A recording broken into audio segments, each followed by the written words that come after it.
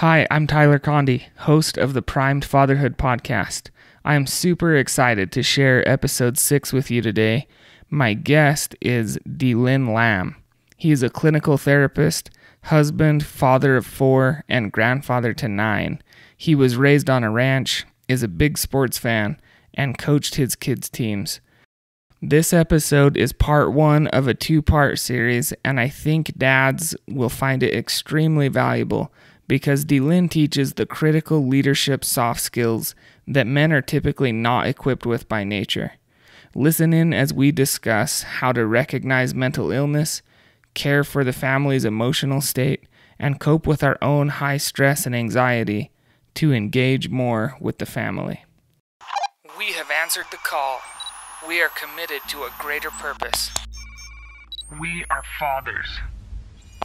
Past achievements do not guarantee future success. We will prime ourselves often to navigate each new challenge. We are capable, brave, and relentless. We will remain undaunted. Okay, DeLynn, I'm really excited to have you here. I remember having you talk a couple different places. I've heard you talk about helping the family, and the things that you've taught have really helped me out, and so I'm excited to share here. One of the things that I feel gets missed often in the role of fatherhood is looking out for mental and emotional needs of the family, whether it's your wife or your kids. And I think it gets missed because it's easy for people to feel like they're doing a good enough job if they're putting food on the table or they're, making it to work every day. But there's a lot more to it. And I just wanted to kind of put it out there for you to answer. What do you think, or how do you think we should go about looking after the mental and emotional needs of our family and our wives? First of all, I think it's important to recognize that it is there. I was raised in the 60s by parents who were raised in the 40s and 50s, and so often what would happen is, fathers would be focused on providing, taking care of the physical needs of the family. Mothers would be focused on the home, but nobody was really focused on mental health issues. And that really began to kind of develop more in the 80s and 90s. And now in the 2000s, we're recognizing that our children and our spouses have significant mental health issues that we as fathers need to be aware of. And so I think the first step is to recognize and be aware of that. And then being aware of that then allows us to understand how to best meet that need. Look, it's no longer 1960s. That fathers in this generation need to recognize there's tremendous stress and pressure on children, especially adolescents. I look at our teenagers these days and what they have to face and what they have to deal with, that we have seen a significant rise in anxiety and anxiety disorders and depressions and suicide. And this is a result. This is a result of kids who have mental health issues, who are struggling, and parents may or may not be aware of that, but somehow it's slipping through and kids are not getting the treatment that they need. Definitely. So what are the signs of someone whose mental or emotional needs are being neglected? Look, the first and most important thing is to know your child. And I have the opportunity to be a father of 4 beautiful children. I'm going to tell you, each one of my children is different, diversely different in their personality and approach to life. And so I think as a parent, a father, it's critical that you know your child. And then what I tell parents when they're looking at or recognizing signs of mental health issue is look for behaviors that are unlike your child. If your child is social and outgoing and all of a sudden they become withdrawn. If they're happy and then all of a sudden they begin to be sullen. if we begin to see withdrawal and isolation, if we begin to see dark themes, and dark themes can arise in many ways in kids. It can arise in writing and drawing, in music, in what they're watching, in what they're wearing. It can also be in the makeup they choose, in the hairstyle. It can be a lot of things, and we begin to see that physical manifestation of sadness or anxiety. It can be change in peer group. It can be withdrawal from peer group. It can be that they choose to spend time in their room. It can be a lot of things. And so I think that being in tune with your child and then looking for any behavior unlike themselves is the key. Okay. Do you feel like those same tips apply to your wife or significant other? Yeah, and let me share this, and my wife would not have any problem in sharing this, is that my wife is bipolar. She has a bipolar disorder. Now, I had no clue what bipolar was. We met in college. We were both psychology students. And of course, I'd learned about bipolar. I'd studied that. I wasn't prepared for it. But then we got married, and within the first few years of marriage, it began to express itself. And hers was more depressive. I recognize the mania better today, but it was more depressive. And we got to a point, especially after our second child, where she became significantly depressed and would withdraw, would talk darkly about suicide, would talk about leaving. I don't know how many times I came home and she was packing her suitcase to leave. And what I learned was, initially, and I went through a myriad of emotion with that. But now, today, I had to understand. And I had to learn to be soft with that. Because it's easy to say, knock it off, quit doing that. Come on, just get it together. But I had to understand her, and I had to understand how to deal with that. And again, being soft, being aware, being empathetic. I think, research tells us that empathy with males and females is exactly the same. Females develop it early on, but we as men have to understand that we have to, in approaching our wives, and especially approaching mental health issues, is to truly develop a concept of empathy, which is that Christ-like love of understanding of my wife. Because bipolar is a neurological issue, my wife had no control over that. And I had to recognize that she couldn't just knock it off. She couldn't just quit. And then in recognizing that and working with that, we've come to a great understanding and place with that.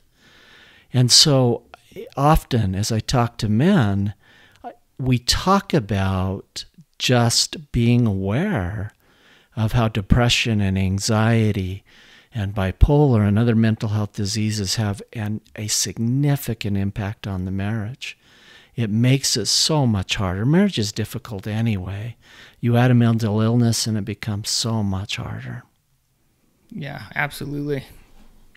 I think that one of the things that I've learned the hard way over and over is that being a leader or being effective with people doesn't mean dragging people along and forcing them or manipulating them to get them to do what you want.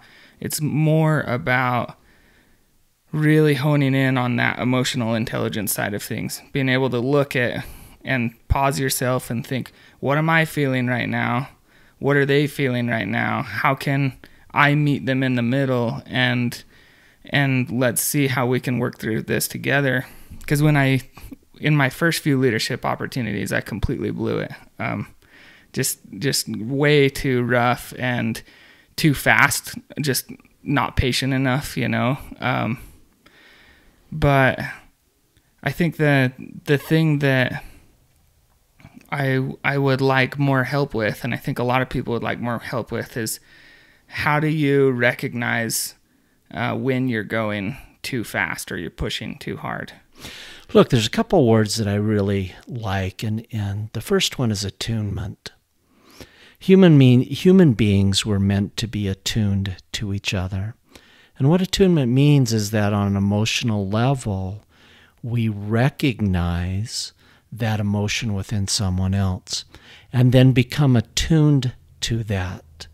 So if someone is sad, we recognize the sadness and we attune to that, which allows us to address that. And so I think as a father and as a husband, being attuned to your children, recognizing, feeling their emotional states is critical. And celebrating when they're celebrating, or understanding when they're sad. And so one of the things that we understand is that children become very attuned to parents early on. But we as parents have to become attuned to them. And we have to become attuned to our spouse, and we have to become attuned to people around us. And again, that attunement is just a recognition of the emotional energy, that emotional state that someone's in.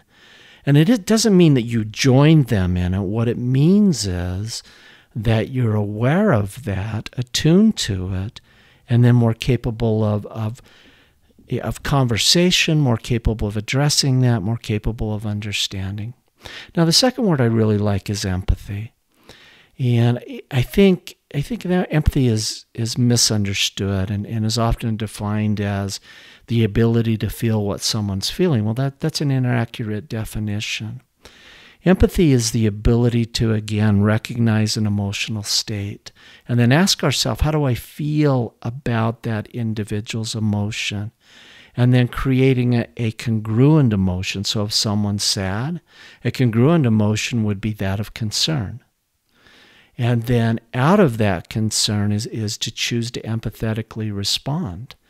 That rather than simply saying or ignoring or saying to them, quit it, there's no place for that in the workplace, or there's, even saying to our kids, come on, be tough, be a man, don't be feeling that. It's being attuned to it, or being empathetic, and then developing that concern for that, and then responding out of that concern. And so, Tyler, I think those are critical concepts that we have to develop. And again, those are concepts that are within men. Look, being raised in the 60s and 70s, being raised on a farm, being raised on a ranch, playing sports my entire adolescence until I couldn't play anymore, until my body said that's enough. Mm-hmm. But there are concepts that slip into those things of men don't cry. Well, if we take away the ability for men to cry, what do we leave? Well, we leave only the emotion of anger. And so if men are not allowed to cry, then what happens is men are allowed to express anger. And so we become angry. That becomes our go-to emotion. And I think as I raised my kids, it was, look, there's some great research that says that you have the ability with your children to shape the next 7 generations within your family. And so I was raised by very stoic men. I was raised by ranchers and sheep herders and farmers. And, the concept that I took from that was, emotion was weak. It wasn't okay. It wasn't okay to show emotion. It wasn't okay to cry. It was okay to be angry. And it was okay to swear. And it was okay to do those things. But it wasn't okay to recognize the emotion within yourself. And so when I began to raise my sons, and I have two amazing sons, well, then my intent was to let them know that it was okay to express their emotion. Now, emotion has to be resolved. So allowing them to express their emotion while teaching them that they need to find a way to resolve it by selecting a healthy expression of that emotion is important. And I think as we look at human beings have to understand emotion and they have to be able to express emotion. It's our job as parents to teach them what those healthy expressions are and to guide them into it and then support that with them. And again, so as we attune to the ability to recognize that emotion in others, as we're empathetic, the ability to, ask ourselves how we feel about that, and then to emotionally, create that empathetic response, and then to allow our kids to have that full range of emotion, I think is critical in understanding how to raise kids. And then think about it. If I was raised by stoic men, well, my natural tendency would be to be stoic. And what I mean by stoic is just not interactive. Okay? That my father was a good man, but my father worked, and I smile about it, and when I took my wife home for the first few times, she witnessed it. My father would go to work, he taught school all day, and then he ran a farm and a ranch, and so after work he would go and take care of the ranch or the farm. And then he would come home and he would sit. And my mom would have prepared dinner, would bring it to him and would serve it to him, and he didn't interact, didn't talk, other than to tell us to go change the channel on the TV, or interact in other ways. He had a real concept that he needed us to learn how to work, and so we worked. But he lacked the ability to engage on any emotional level with his children, and still does. Tomorrow's his birthday. He'll be 85 tomorrow, and still struggles with that interaction. Doing better, trying, but still struggles. And so my goal was I never wanted my kids to experience what I experienced. And so I tried very hard to interact with them. I tried very hard to allow them to have that full range of emotional expression. And now I get to watch them with their children, with their sons. And it's so cool to watch as they allow their sons to express, and as they interact, and as they're present with their sons. It's so cool. And again, we have the ability to shape the next 7 generations of our family in both a positive or negative way. And we have to own and be accountable for that. As anything in life, we have to step back and say, I shape my children. And how am I going to do that? Am I going to do that through not interacting, because that will shape them? Am I going to do that by establishing expectations that are unrealistic, because that will shape them?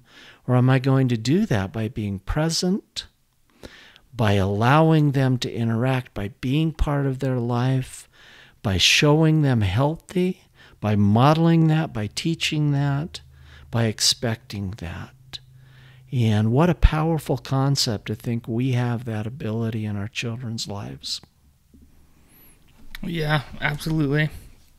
That's I think it's incredible to think about shaping 7 generations. I haven't looked at it in that light before, and it adds new meaning to the responsibility. I feel like there's 2 sides to what you talked about. There's what you can do externally to help, whether it's with your wife or your kids, or what you have to do internally to keep yourself interacting and engaged and helpful that way. In your experience, what have you found is harder for men to do? Is it harder for them to look outward and help with those things, or harder to focus on the inside? And Tyler, I really think it depends on the man. I can speak to my experience. For me, fighting my internal demons was always the hardest. And early on, I would hear my father's voice come out of my mouth, and I would say, wait a minute, I made that commitment that would never happen, but yet that's how I was raised, and so it became easy. And being raised in a family where the males did not interact, did not talk, did not have conversations. It's amazing now. I will go home and my father sits on his front porch and I'll go sit with him and we'll talk about cows, water, and weather. That's it. Mm-hmm. We'll talk about those three things, and I've accepted that. But fighting that internal demon of what is natural, it's that natural man. So that natural man in me wants to be quiet. That natural man in me wants to be left alone. And I have to fight that. I have to fight that internal demon to be able to say, okay, I've got to be interactive. I've got to be around. I've got to be there. I have 9 beautiful grandchildren now, and so my goal is that the world stops when my grandchild enters my house. It's about them. I'm doing okay with that, but that means that I've got to be willing to get on the floor. Mm-hmm. I've got to be willing to do whatever. I was with my granddaughter last weekend, and we spent a half hour. And she was racing cars, and my job was to pick up the white car and put it in the starting spot. And I had to do that for a half hour. Yeah. Time after time after time. And if I forgot, she'd remind me. Mm-hmm. But it's in those interactions that we shape our children. And so for me, it was once I looked at those internal demons and decided the type of father and husband I wanted to be. And again, this is a process. This takes time. I wasn't perfect at that, but over time I'm working towards that goal. Once I did that, then I had to be interactive. I heard a great talk once, and the title of the talk was Don't Miss Your Kids' Little League Games. And at the time I was building my profession, which meant I was investing a tremendous amount of time into building clientele and into dealing with the emotional mental health needs of those clients, that so often I would come home without energy. And I heard the talk and I thought, wait a minute, nothing is important as being in the home. Nothing is as important as interacting and being with my kids. And so I took a deep breath and I said, I've got to become more interactive. And again, I love sports. And so the natural thing was, okay, I'll start coaching. And so I started coaching. I love baseball, so I started coaching baseball. I coached basketball. I don't know much about football, but I coached it. And it was so fun to be with your kids on the field, because I think sports is a metaphor for so many things. It teaches them how to win, but it also teaches them how to lose. It teaches them how to do hard things. And it was so much fun to be on the field with them and to interact. And then to be able to spend time driving home from practice or to practice talking about life. And so the encouragement is you find a way to interact with your kids. You teach them what you love, but you also do what they love. It's interesting that my kids grew up and now they love sports. And I watch that as they interact with their children. My oldest son called me the other day and he was talking about his 2-year-old daughter, and she said, Dad, football comes on and she's so excited she'll just yell football. And I'm thinking, that is really cool. But again, there's that shaping of 7 generations that as I found that and integrated that into their lives, they're now doing that with their children. And so we have got to find a way to be present. The concept of present is a concept that I love. Look, we can be in our homes physically and not be there. Yeah, absolutely. We can be with our families physically and not engaged. And so I really like the concept, and I talk to myself about this a lot. Are you present?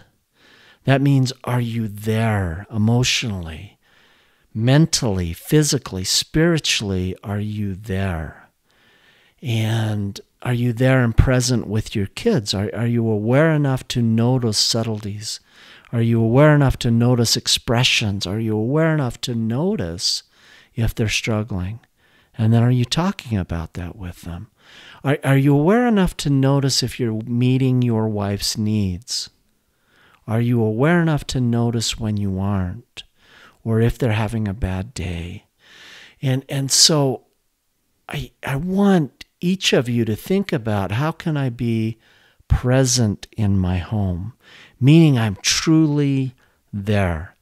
And again, look, it took me a while to figure that out. I would sit every day with people's problems, some of the worst problems you can imagine. I would sit every day and try to do therapy and heal those and help individuals heal, and then try to go home and be present in my family was hard. I think we carry with us the struggles and pressures of our work, and I finally decided that I was going to be light in my home. And that came from the concept of light. Christ talks about letting your light shine. Well, I had to begin to figure out what light was. And light is, when you run into people and you can see their light, it's amazing. And so I had to sit down and I had to figure out what light was. Well, the first concept of light is you have to love yourself. And so we have to work on strengthening our own self-worth and our self-esteem. And then secondly, we begin to ask the questions about, what is my purpose? What am I trying to achieve in my family? Well, what do I want to be within the home? And so I began to, I set the goal for myself is, look, when I walk in the home, I want to be light. And that means that when I walk in, and I was running a residential treatment program for really high-risk kids, and so I began to practice that there. I wanted the ability that when I walked into the room calmed down. And then I wanted to take that home. And so I would sit in my garage before I would enter the house and say, okay, I got to put away work, I got to put away pressures, and I want to be light. And so I would walk in with a smile, with a calmness, with an energy of happiness and tranquility, and try to bring that home. Try to share that. And that's a challenge that I want to give all dads is be light. When you walk into the home, be light, be energy. I want everybody to be glad to see you. When my dad walked into the home, it was like, all right, there's Dad. I'm going to now be the channel changer for the next 2 hours, because we didn't have remotes. That's why my dad had kids, I think, so we could switch channels on the TV. But I want you to think about the concept of being light, being present. And again, deal with your internal demons so you can find that. Be at peace with yourself. So as far as being the light in your family, what else would you do aside from make the decision to be the light that night? Look, one of the things that I'm aware of, and one of the things I understand very clearly with mental health issues is this. I shared earlier that my wife has bipolar, and I have an anxiety disorder. Again, a neurological disorder that creates intense anxiety and worry. And so the question is, how do you be light? Well, the first of all is you recognize that I had to recognize that these disorders were genetic, meaning that there was a strong propensity that this would be passed on to my children. And so one of the goals I had was to be aware of their emotional state. And so as you walk in and you're light and you're trying to bring tranquility and peace and calmness and you're being present, it's also, be the barometer in your home. How is everybody doing? And recognize when kids are struggling. I had a son who the anxiety in middle school really came out, and he got to a period of time where it focused on school, and he could not go to school. We'd wake him up in the morning and he'd have a panic attack. And So because I was running a residential program, I had a little more freedom.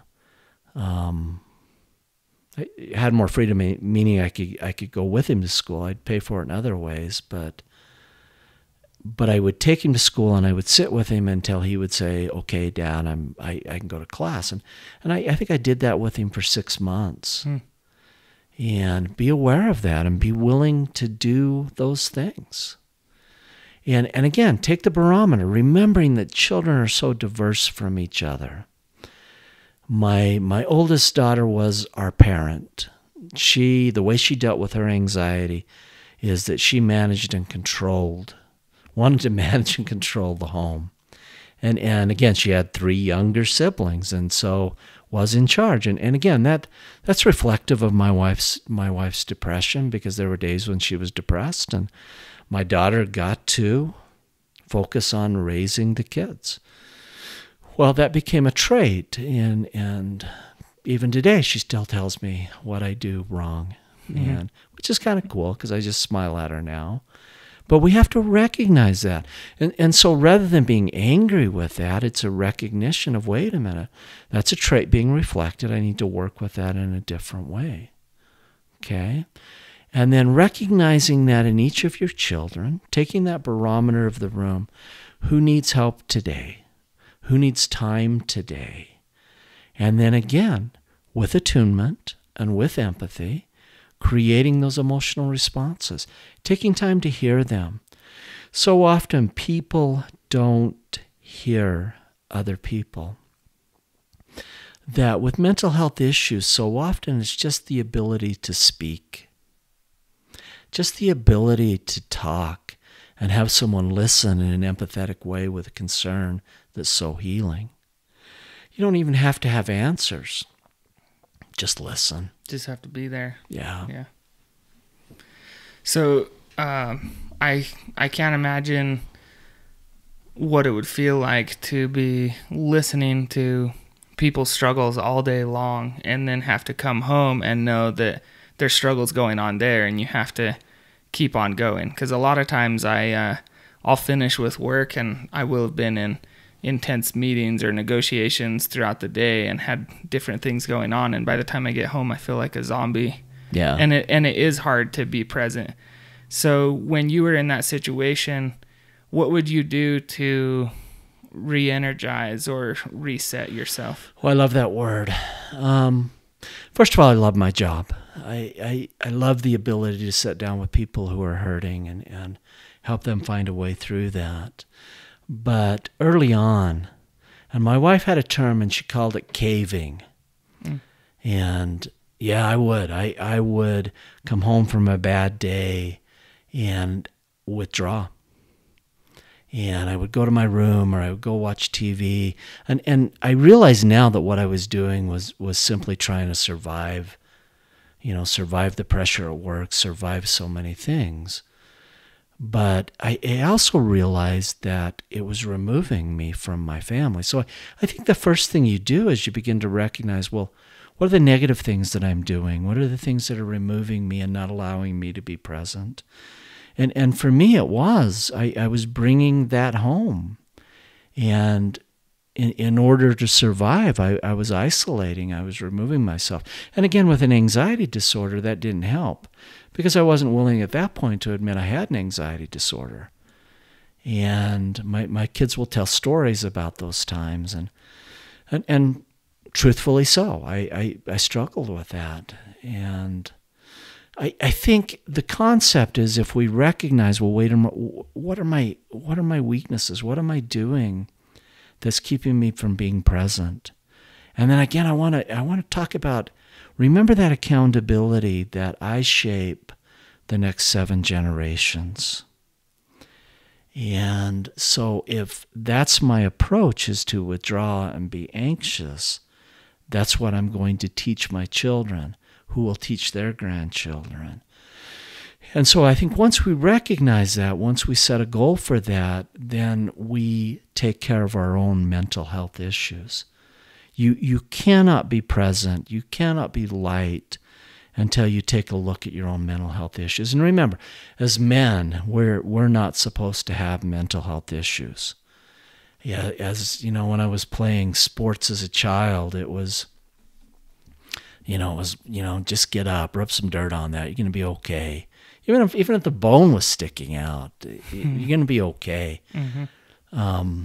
Interesting story. My son, sophomore year, started quarterback for the JV team. His first game, he throws an interception, his first pass, and goes over, makes the tackle, and tears his ACL. Mm.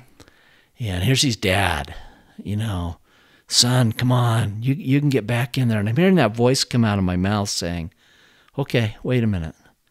Wait a minute.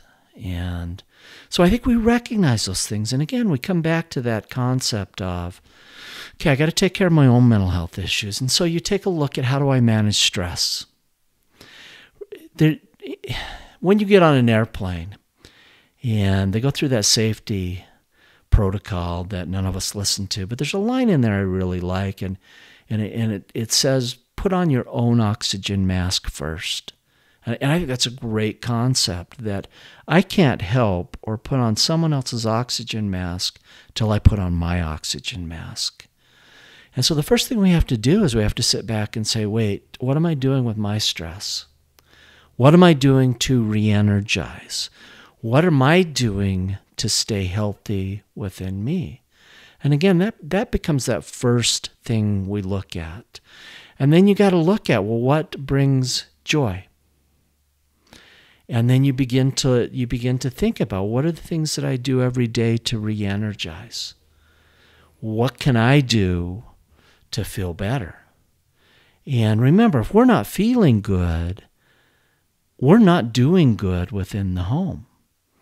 And so we recognize that work provides so much stress, and then we sit back and say, how am I dealing with that? And then we come up with, what are the things I do each day? So I do several things. I love to read. I find that if I can spend 45 minutes to an hour reading every day, that I feel better. I love to hike. I love to hike where no one is, and so I study. I find these slot canyons that are more intense, that I know I'm going to be alone in, and then I spend time with them. I take my wife, and that always ends badly, but we're still married, so it's good. But you find that thing, and then for me, I always have to have something in mind too. So my wife and I travel. We love to travel.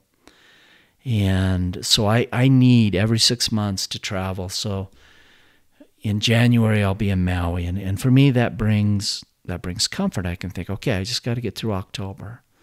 But remember, we've got to find that way to take care of ourselves, that we've got to be healthy within our home. And if you find yourself bringing things home, and if you find yourself as I was, in isolating, or with short temper, or with frustration, well, those are all signs of stress. And so you got to begin to say, what am I going to do to deal with my stress, to be healthy, so that I can be there for my family? I think that's important. Yeah, I learned that the hard way for sure. When I was first running rugged material, I was just putting in 12 or 14-hour days every day, basically every waking hour. And, I didn't realize how much of a toll it was taking until a couple years in. And then I realized, I'm incredibly overweight. I'm not feeling good. I'm not paying attention to other people. I'm not doing all of those things that I needed to do. And since then, I realized that even when I was working hard then, I wasn't that productive. Because I was too stressed to think straight for that long anyways. And also, productivity isn't just hammering through work, it's working well with people and treating people well and things like that. And so I can totally agree with that. Well, but I think, again, remember I said be the barometer in your home, but you got to have that barometer within yourself. One of the things I'm doing much better is listening to my body and listening to my mind. And there are times, Tyler, just like you're talking about, that I would hit that wall. And it was almost like my brain would scream at me and say, I can't do this task. And as I began to listen to my body, as I began to listen to my mind, then I began to realize, wait a minute, I'm getting to that point of being overwhelmed. Now, burnout is simply being overwhelmed. And overwhelmed is a lack of management of that stress. And so if you're allowing your stress to manage you, and you're not taking the steps to deal with that, then what happens, it begins to be expressed within the body. And I love that, weight gain. Yeah, with anxiety, one of the things that calms my anxiety is to eat. Mm-hmm. And so I eat. And I like to exercise, but I like to eat more. Yeah. So that doesn't help. But it's not healthy. And so we set back, and I'll go through periods of time where I will, not be watching my stress level and put on weight and then get better and lose the weight. But I think you have to have that barometer within yourself, and you have to listen to your body. And you have to listen to your mind. All of us have probably had that experience. You're sitting down to do something. For me, it was writing reports. And I would start to write that, and my brain would say, no way, you can't do this. And I'm getting better at listening to that and saying, okay, you know what? No, not today. Not today. Today what I'm going to do is I'm going to take care of myself. And so I'll shut the door to my office, and I'll turn on Netflix, and I'll watch something. And I'll wait for my next client, and it energizes. And so that's a concept that we need to be aware of, is read your body. My body sends me messages about stress all the time. I'll get a migraine, or I'll get, this incredible muscle tightness, and that's my anxiety, or I'll clench my jaw till it hurts. And I think it's recognizing that and saying, wait a minute, I'm not managing my stress. And then sitting down and coming up with a plan to manage stress. And so one of the things I did is, look, I work from 8 to 8 because people need to see me in the morning, they need to see me in the evening. But I take 1 to 3, and that becomes my time. I shut my door. I go to the gym, or I simply watch Netflix. And I allow my brain to relax. I allow it to calm down. And I found that to be incredible during my workday, to take that break. I look forward to weekends, and then I plan my weekends. What am I going to do to feel better? What am I going to do? Yesterday it was pedicures. Pedicures are cool. So my wife and I, we went and got a pedicure, and you sit in the massage chair, and you relax, and you focus, and you deal with stress. Okay? Yeah, that's awesome. That's, I think for me, the best reset that I found is the dirt bike. Mm-hmm. It's so physically demanding that you get all those endorphins going, and at the same time, it's mentally demanding to the point that I have to focus on what I'm doing, and I'm not thinking about the issues at work or the last struggles that I had at home or whatever it was. And if I can do that once a week, I feel like it's a really strong reset for me. Oh, I agree. And I think my wife thinks that I use that as an excuse to make sure I get out, which is a little bit of it, but I know that I perform better, I treat people better, and I get more done if I put that time in. So I totally agree. Tyler, I agree with that. And look, three words I want to talk about that as we talk about this concept. I believe that joy, and we are intended to have joy. And being joyful is contagious. And so if we can find joy within ourselves, we raise children who are joyful. We have marriages and relationships that are joyful. And so 3 words that I want you to think about, and then I want you to think about how do we put those into our lives. And the first word is content. And for me, content means a lot of things, but primarily it means, am I content with my life? Look, I'm in my 33rd year of being a therapist. I'll probably do it for another 30 years if I live that long. But I have to be content. That means when I get up in the morning, I got to enjoy what I'm doing. And so we look at, am I content with my life? Am I content with myself? Am I content with my relationships, my job? Am I content with where I am at in my life? And no matter where you're in that journey, the ability to be content with it. Content doesn't mean that we don't have aspirations. What content means is that I'm okay with where I'm at this moment in my life. I like who I am. And I think that's so critical, just to be able to say, I'm content. And then the second is peaceful. We have to be at peace. We have to be at peace with the issues in our life, with the struggles in our life, with the problems in our life, but we have to be at peace. And if you believe in a God, and I believe in a God, we have to be at peace with God. And then again, we have to be at peace with our family and our wife and our relationship. And you just think about the concept of peace. To just be at peace. No matter where you're at, to be at peace. No matter what rages outside your door or what rages with it at work or in the home, to be at peace. And peace is, I have the ability to deal with this, to overcome, and to be okay. And so I like peace. And then the last word is quiet. And what I mean by quiet is I want you to seek to have a quiet mind. That stress is an unquiet mind.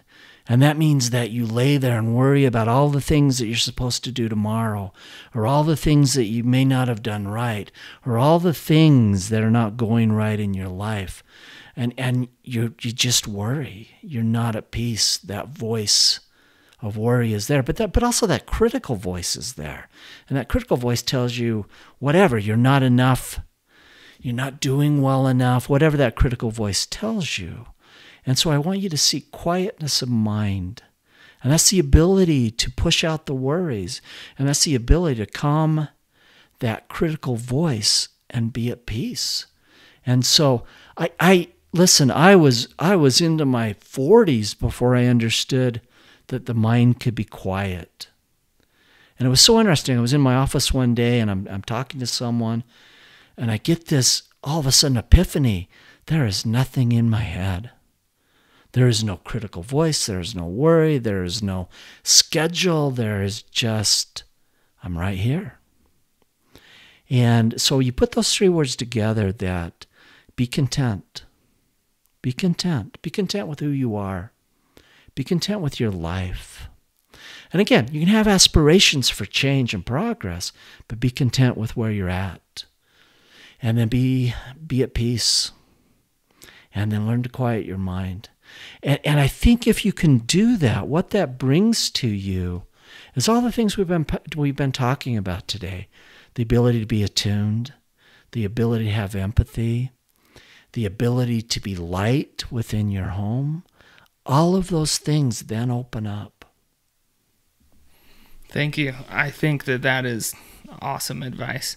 I get glimpses of those things as I go along, but I definitely have a hard time keeping my mind quiet or being content. But I think that it is definitely a worthy goal. I really appreciate your time sharing with us and helping us to recognize how we can help with these softer skills that go with being part of being a great father and family leader. So, well, thanks, Tyler. Yeah, thank you. All right. Thank you, DeLynn, for taking the time to share these critical fatherhood principles. Thank you to everyone who listened today. Stay tuned for part 2 of our interview, where DeLynn teaches the 5 things successful fathers do with their kids every day and how to correct children more effectively. If you got something out of this episode, please share it with someone who will also get something from it. Please make sure to subscribe to Primed Fatherhood wherever you're listening or watching. If you want to add to the conversation, please leave a comment on this episode on YouTube. Thanks again for joining us, and stay primed.